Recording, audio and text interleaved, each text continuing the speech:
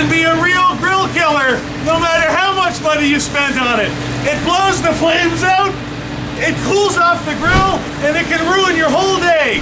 So what have I told you that I found a grill that not only makes the wind its friend, but laughs at this stuff?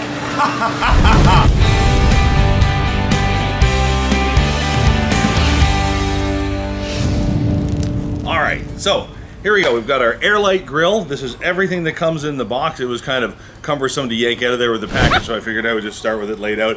Pretty simple. Everything's kind of self-explanatory. I've seen these kind of grills over the last couple of years, and what makes them magic, and the reason we talked about the wind and everything, is wind can just ruin a barbecue. If you've been there, you know it. It messes with the flames. If you've got a big green egg, it really blows the temperature out of the water when you're trying to maintain it. If you've got a charcoal grill, I mean, it can just be a real mess.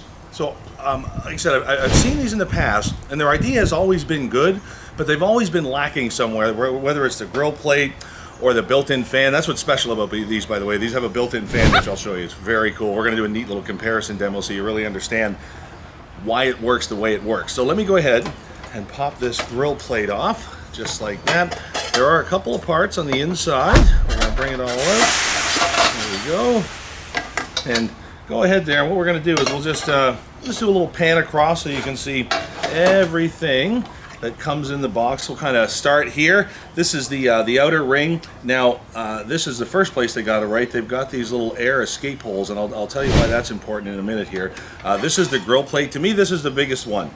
Every one of these that I've seen are lacking in airflow, and what these guys have done is Airlight has made not just one or two rows of air holes, but multiple ones leading all the way into the center. And I don't know how close you can get on this, but you can tell, I can see the way it did, because it's concave, when the fat drips down, almost like the Plinko game, remember that? You see, you win the big prize at the bottom. That's what's going to happen with the grease. Now, I will tell you, all right, and this is from experience with plates like this, if you put it in like this, you will put your fire out as you continue to use it, because then as the grease goes in, it just kind of goes towards the center and extinguishes things. So grill plate's fantastic. Love it, love it, love it, love it. Here's your main base. Now, you've got a dial on the front. Now, the dial is kind of different. You don't see that on a lot of grills. What that's going to do is it's going to control your fan. All right, so it's battery operated, which makes this like ultra portable, which I like. So I mean, if you're a tailgater, if you like camping, this is a great size. Even if you're down to the size of a jet ski, you can toss this on the back and you can kind of barbecue anywhere. So there is a battery pack on the bottom, just like that. And what that's going to do is it's going to control and turn on your fan, which is just the coolest thing ever. And I'll tell you why in just a second. Oh, I hear it. Fantastic. Now, this is really neat. You'll see what that does when we do our little comparison. This is a grabber tool. I'll show you that in a second. They included a case. I'm going to tell you something. If you can find this whole package with a case, whether it's on HSN like I think we're going to offer, or even out there in the marketplace, get it, because these guys will figure out soon that there's a lot of money to be made in selling the case afterwards. So right now they've included it with it. I would get it quick, because I would think that in the future they're probably going to charge a little extra for that. I would. And here's your charcoal bowl. So the way this goes together, this now, actually I'll use the little grabby tool. It's not hot yet, but I just want you to see how it works. It's multi-use, so the way it works in the first use is it just kind of hooks on the inside there, and then that way you can set that on top, just like that. Now, this is where you're going to fill with charcoal. It's an incredibly small amount of charcoal that you need. I'm actually really wowed by it. We're talking like 4 or 5 charcoal briquettes for a 2-hour cook. That's nuts. That's the way when you handle the airflow right, boy, that's what you're able to do. So then this goes on top. Now you have a choice. You can cut down on the smoke on this. You can you can kind of infuse different flavors into the food if you want. You can add water kind of in this little well here. You see how it's got that little depth there. If you add water, what that'll do is it'll cut down on the smell.